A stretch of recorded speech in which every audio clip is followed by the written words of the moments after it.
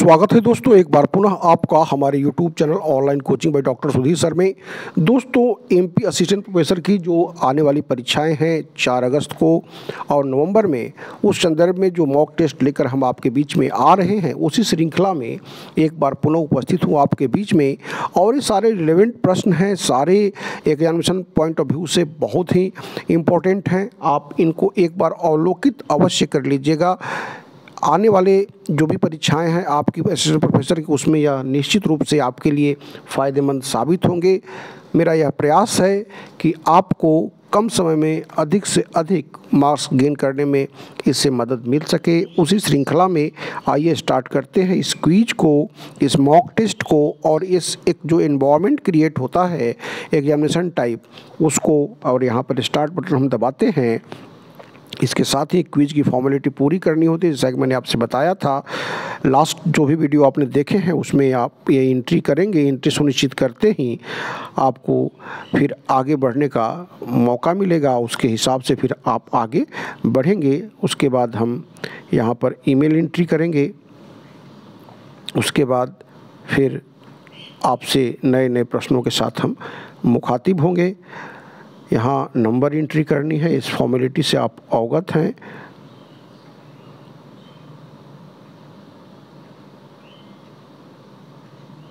इसके बाद इस क्विज बटन को हम ऑन करते हैं। देखिए समय स्टार्ट हो गया है। इसके बाद इस समय चलने लगा। 30 मिनट रखे हैं मैंने आपके लिए 50 प्रश्नों के लिए। 50 बड़े महत्वपूर्ण प्रश्न हैं। एमपी पर विशेष रूप से आपकी फोकस होनी चाहिए, क्योंकि एमपी स्पेशलाइजेशन से ही मैक्सिमम क्वेश्चन आ रहे हैं।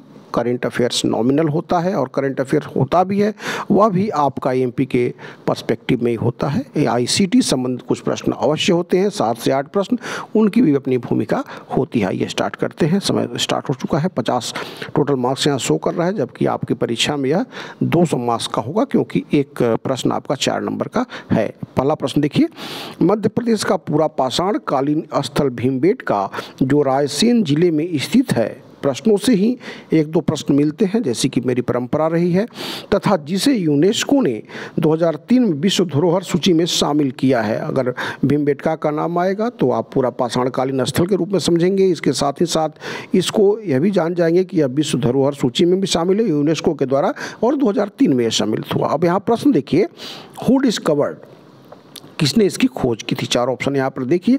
अपने स्तर पर आप भी उत्तर सोचते चलिएगा। अगर आप इससे अवगत हैं तो सो फार सो गुड, अदरवाइज मैं यहाँ पर आपको इन्फॉर्म कर दे रहा हूँ और जो वास्तविक आंसर है बता दे रहा हूँ। श्रीधर विष्णु वाकड़कर, जिन्होंने इसकी खोज करी थी। हम इसके साथ पढ़ेंगे आगे। और अगला प्रश्न देखिए, महत्वपूर्ण प्रश्न है। एमपी हिस्ट्री, ज्योग्राफी, एमपी के जितने भी स्पेशलाइज्ड जो भी आर्ट एंड कल्चर, जो भी संगीत समारोह, जो भी मेले हैं, जो भी जनजातीय या योजनाएं हैं, सारे से उद्योगों से प्रश्न आएंगे। निश्चित तौर पर आप उनसे वाकिफ़ होते हुए आगे बढ़िएगा। बौद्धकालीन 16 महाजनपदों में से, बौद्ध काल में जो 16 महाजनपद थे, एक प्रश्न से आप अवगत हो गए। किन 2 महाजनपदों की अवस्थिति मध्य प्रदेश में थी?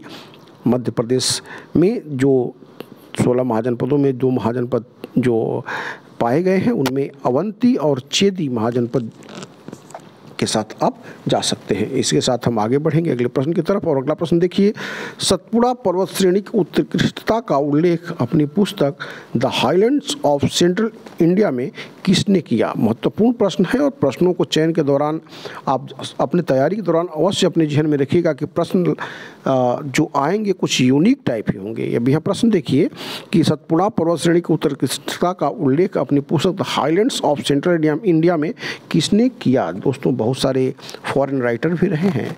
यहाँ पे आप देखेंगे कैप्टन जे फॉर्सेथ। यहाँ पर आप देखिए 4 ऑप्शन में सी इसका सही जवाब हुआ, क्योंकि कैप्टन जे फॉर्सेथ ने, जिन्होंने पंचमढ़ी की भी खोज की थी, उन्होंने इस पुस्तक को लिखा था। सतपुड़ा पर्वत श्रेणी की उत्कृष्टता की सुंदरता का वर्णन करते हुए। बढ़ेंगे अगले प्रश्न की तरफ। और अगला प्रश्न देखिए, महत्वपूर्ण प्रश्न है। गोवध के विरोध में 1920 में मध्य प्रदेश में हुए कसाई खाना आंदोलन का नेतृत्व किसने किया था? यहाँ पर ये देखिए, अगर पूछता है कि गोवध के विरुद्ध में कसाई खाना आंदोलन कब हुआ था, 1920, आप अवगत होंगे।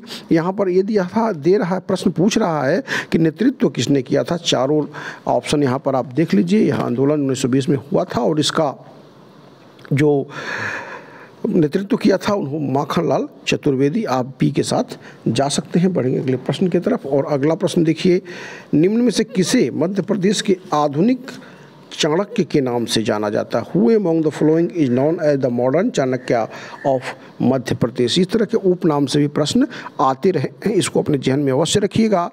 यहाँ पर जो कहा जाता है, जो आज के चाणक्य, आधुनिक युग के चाणक्य के रूप में जिनको शुमार किया जाता है, यहाँ जो ऑप्शन देख रहे हैं इसमें डी जो ऑप्शन है सही है, पंडित द्वारिका प्रसाद मिश्र इसका सही जवाब हुआ।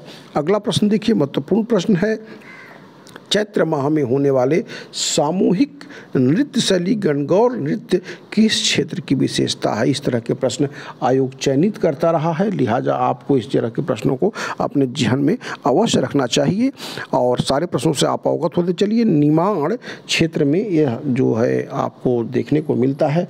इस नृत्य को, गणगौर नृत्य को अपने जहन में रखिएगा। एक सामूहिक नृत्य शैली है, इसमें दो तरह के नृत्य होते हैं, इसमें झलरिया और झेला लोक नृत्य कहा जाता है इसको।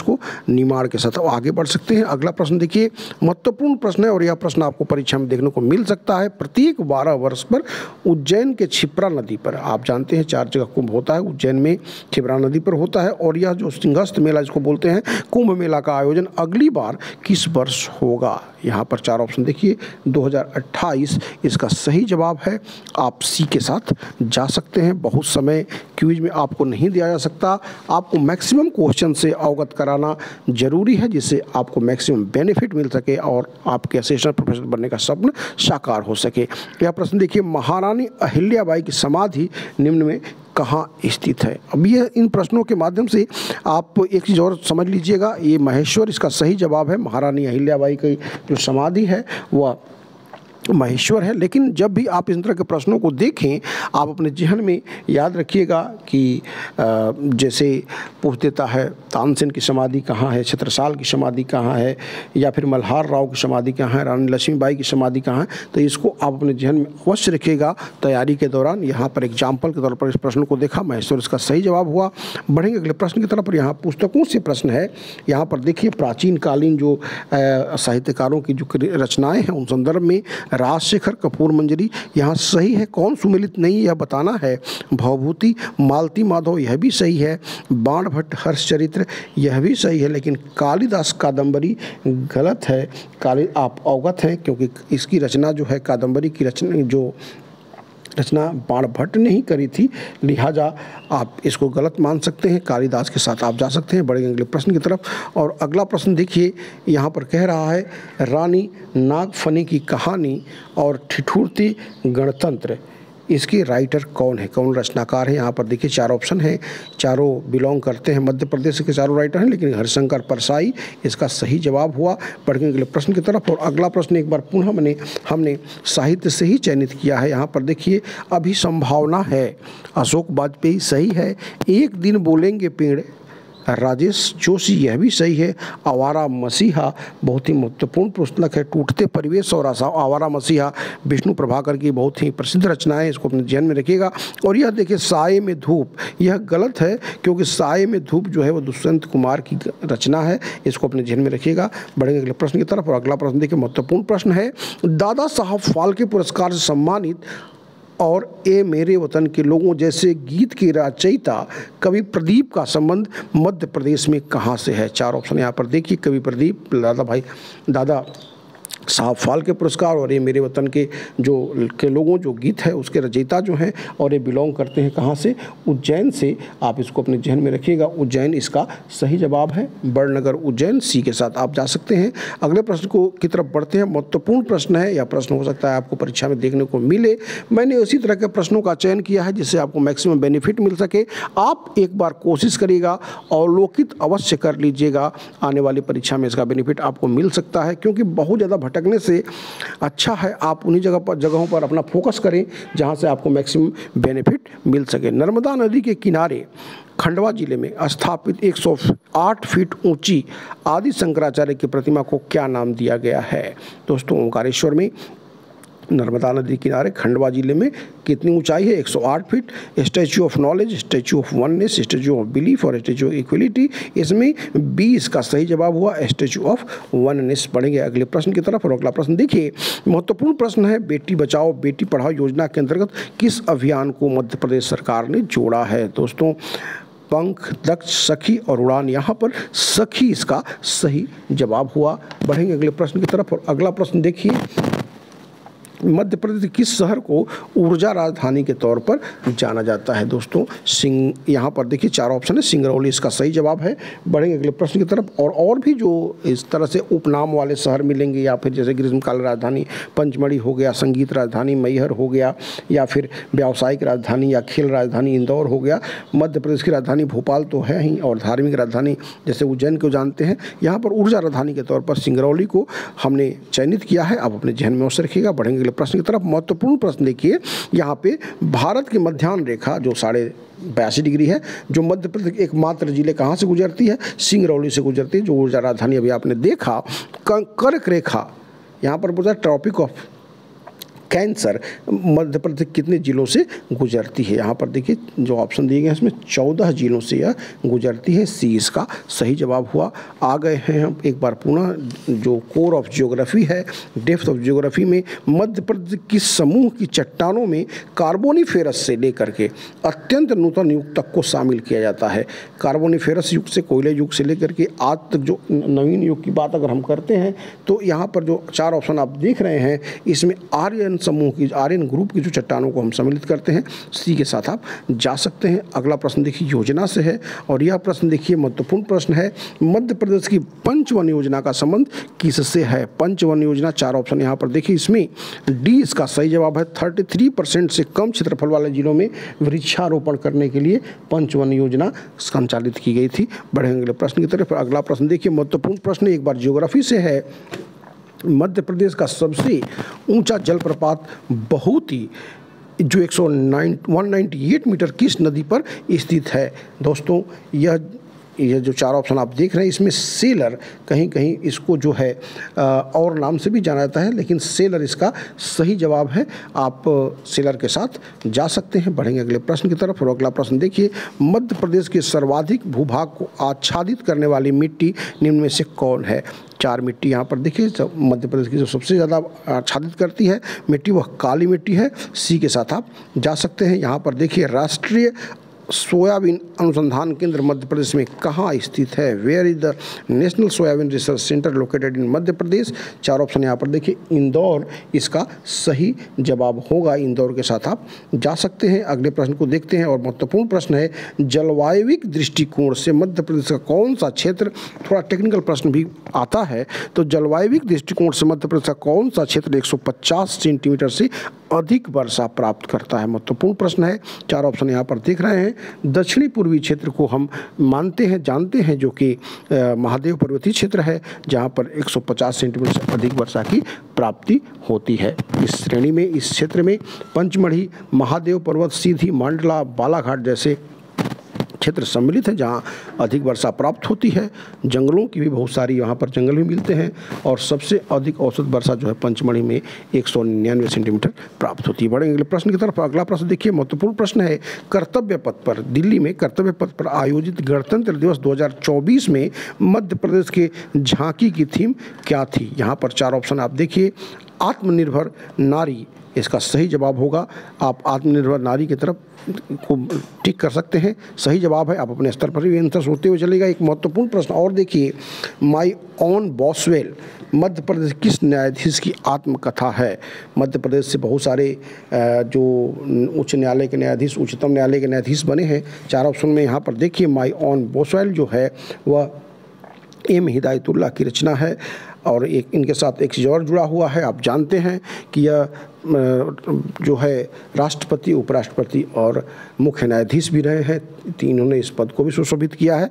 इनकी ये पुस्तक जो है माई ऑन बॉसवेल, हो सकता है परीक्षा में आपको देखने को मिले। अगले प्रश्न की तरफ बढ़ते हैं। मध्य प्रदेश उच्च न्यायालय की जबलपुर में स्थित, मध्य प्रदेश उच्च न्यायालय जो कि जबलपुर में स्थित है, इसकी 2 और शाखाएँ कहाँ हैं? दोस्तों, इंदौर और ग्वालियर, इंदौर और ग्वालियर का सही जवाब है। आप अपने जहन में प्रश्नों को सोचते हुए चलिएगा और सारे प्रश्नों से एक बार आप वाकिफ़ होते हुए चलिएगा, एक बार वॉच आउट जरूर कर लीजिएगा, जिससे कि आपको आने वाले 4 अगस्त की परीक्षाओं में मैक्सिमम बेनिफिट मिल सके।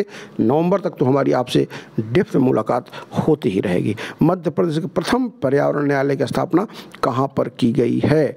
मध्य प्रदेश में where has the first environmental court of Madhya Pradesh been established? And now you see 4 option here and Bhopal is the right answer of this question. Now move to the question number 27 and it's related to minerals gold। Madhya Pradesh के निम्न में से किस क्षेत्र का संबंध सोना उत्पादन से नहीं है? यानी 3 जो क्षेत्र है उनका संबंध सोना उत्पादन से तो है, लेकिन एक क्षेत्र का नहीं है। दोस्तों इसका जो संबंध है वह यहाँ पर माझौली, गुरुहार पहाड़, चकरिया, इनका संबंध तो सोना उत्पादन से है, लेकिन सोहागपुर का संबंध जो है वह कोयला उत्पादन से है। आ गए हम एक बार पुनः आपके नेशनल जो यहाँ का राष्ट्रीय उद्यान है वहाँ से एक प्रश्न आता रहा है मध्य प्रदेश के जब भी किसी भी एग्ज़ाम में। मध्य प्रदेश जो कि आप जानते हैं सबसे ज़्यादा फॉरेस्ट रखता है, तो ये उद्यान भी है। मध्य प्रदेश का सबसे छोटा राष्ट्रीय उद्यान में से कौन है? सबसे छोटा, अभी इससे पूर्व हम लोगों ने कान्हा किसली की बात की थी, सबसे बड़े की बात की थी, लेकिन यहाँ पर सबसे छोटे की बात आ गई और यह जो है जीवाश्म फॉसिल राष्ट्रीय उद्यान ढिंडोरी बी इसका सही जवाब हुआ। बढ़ेंगे हम अगले प्रश्न की तरफ और अगला प्रश्न देखिए महत्वपूर्ण प्रश्न है और यह प्रश्न आपको एग्जामिनेशन में देखने को मिल सकता है। निर्वाचन आयोग ने मध्य प्रदेश में तृतीय लिंगी ट्रांसजेंडर जो वोटर्स हैं उनको अधिक से अधिक मतदान में भाग लेने के लिए किसे चुनाव स्तरीय आइकॉन नियुक्त किया? 4 ऑप्शन देखिए, यहाँ पर 4 ऑप्शन महत्वपूर्ण है मध्य प्रदेश के पॉइंट ऑफ व्यू से। यहाँ पर संजना सिंह इसका सही जवाब हुआ। आगे बढ़ेंगे अगले प्रश्न की तरफ और अगला प्रश्न देखिए संभाग से है। डिवीजन जो है मध्य प्रदेश के नवगठित जो लास्ट में गठित हुआ शहडोल संभाग को सम्मिलित करते हुए वर्तमान में कितने संभाग की संख्या कितनी हो गई है? 10 संभाग है। बी के साथ आप जा सकते हैं। अगला प्रश्न देखिए एक बार पुनः महत्वपूर्ण, जैसा कि आप जानते हैं कर्क रेखा मध्य प्रदेश के 14 जिलों से गुजरती है, लेकिन यह किस पठार को 2 भागों में विभाजित करती है? दोस्तों बुंदेलखंड का पठार, रीवा पन्ना का पठार, मध्य भारत का पठार और मालवा का पठार। मैं ऑप्शन नहीं पढ़ता, प्रारंभ से ही आप जानते हैं क्योंकि आपका मैक्सिमम समय बच सके, आप सिर्फ मुख्य चीज़ों से अवगत हो सके, क्योंकि बहुत भटकाने का प्रयास मेरा प्रारंभ से ही नहीं रहा है। आप मैक्सिमम गेन कर पाएँ, सेलेक्ट हो पाएँ, प्रोफेसर बन पाएँ, यह प्रयास रहा है और यहाँ मालवा का पठार इसका सही जवाब हुआ। अगले प्रश्न को देखते हैं। मध्य प्रदेश का कौन सा शहर भारत का पहला वाटर प्लस प्रमाणित शहर के रूप में जाना जाता है? महत्वपूर्ण प्रश्न है दोस्तों और ये जो शहर है वह बहुत ही महत्वपूर्ण है। अभी लगातार स्वच्छता पुरस्कार प्राप्त करते जा रहा है और इस बार भी सूरत के साथ इसको इंदौर को यह मिला है और यह वाटर प्लस सिटी भी घोषित हो चुका है। अगले प्रश्न को देखते हैं। मध्य प्रदेश सरकार द्वारा चलाई जा रही किसान कल्याण योजना के अंतर्गत किसानों को प्रति वर्ष दी जाने वाली जो राशि है जो 4,000 से बढ़ाकर कितनी कर दी गई है? दोस्तों एक चीज़ ध्यान में रखिएगा कि यह मध्य प्रदेश सरकार की अपनी राशि है और जो प्रधानमंत्री सम्मान निधि है वह अलग है, वो भी मिलती है और यह बढ़ा करके 4,000 से यहाँ पर देखिए 6,000 कर दी गई है। ए इसका सही जवाब है। यहाँ देखिए मध्य प्रदेश में अनुसूचित जनजाति वर्ग के युवाओं के रोजगार के लिए चलाई जा रही भगवान बिरसा मुंडा स्वराज रोजगार योजना के लाभार्थी की आयु क्या होनी चाहिए? दोस्तों अपने जहन में रखिएगा, ये बार से प्रश्न पूछता है और यहाँ भगवान बिरसा मुंडा स्वरोजगार योजना के लाभार्थी की बात की जा रही है। 18 से 45 वर्ष इसका सही जवाब हुआ। हम बढ़ेंगे अगले प्रश्न की तरफ और अगला प्रश्न देखिए महत्वपूर्ण प्रश्न है। मध्य प्रदेश का मुस्कान अभियान का संबंध किससे है? 4 ऑप्शन यहाँ पर देखिए और 4 ऑप्शन में जो यहाँ पर जो सही जवाब होगा वह है महिला जागरूकता और उनके सम्मान के लिए। सी इसका सही जवाब हुआ। अगला प्रश्न देखिए एक बार पॉपुलेशन से है। 2011 की जनगणना के अनुसार मध्य प्रदेश की कितनी जनसंख्या नगरों में निवास करती है? अर्बनाइज्ड पीपुल की बात की जा रही है। 27.6% इसका सही जवाब हुआ। महिलाओं को आत्मनिर्भर बनाने के उद्देश्य से मध्य प्रदेश सरकार द्वारा महिला सशक्तिकरण सप्ताह कब मनाया गया? दोस्तों यहाँ पर जो 4 ऑप्शन दिख रहे हैं 10 से 15 जनवरी 2024 इसका सही जवाब है। वुमेन एम्पावरमेंट के लिए। और आगे बढ़ते हुए हम आ गए हैं, महत्वपूर्ण प्रश्न है, यह प्रश्न आपको परीक्षा में देखने को मिल सकता है। हाल ही में मध्य प्रदेश में संपन्न किस समारोह में राग बसंत की लय पर नृत्य करते हुए 1484 कथक नृत्यों ने Guinness book of world record बनाया? चारों समारोह जो मध्य प्रदेश में संचालित होते हैं, जिसमें 50वां खजुराहो नृत्य महोत्सव जो छतरपुर में होता है, इसका सही जवाब हुआ। बढ़ेंगे अगले प्रश्न की तरफ। अगला प्रश्न देखिए, नीति आयोग द्वारा गरीबी, स्वास्थ्य और पोषण, शिक्षा और बुनियादी ढांचे जैसे आंकड़ों के आधार पर अगर पूछता है पैरामीटर आकांक्षी जिले बनाने के क्या होते हैं, तो आप गरीबी, स्वास्थ्य और पोषण, शिक्षा और बुनियादी ढांचे यह होते हैं उसके पैरामीटर्स। और देश भर कितने जिलों को चयनित किया गया है? 112 जिलों को। उनमें से मध्य प्रदेश से कितने जिले सम्मिलित हैं? दोस्तों यहाँ 4 ऑप्शन देखिए, महत्वपूर्ण प्रश्न है, इस तरह के प्रश्नों को चयन किया गया है आपके लिए।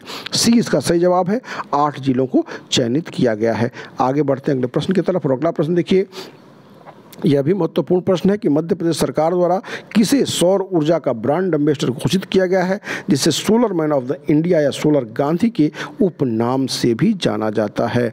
सौर ऊर्जा का ब्रांड एम्बेसडर 4 ऑप्शन देखिए, चेतन सोलंकी इसका सही जवाब हुआ।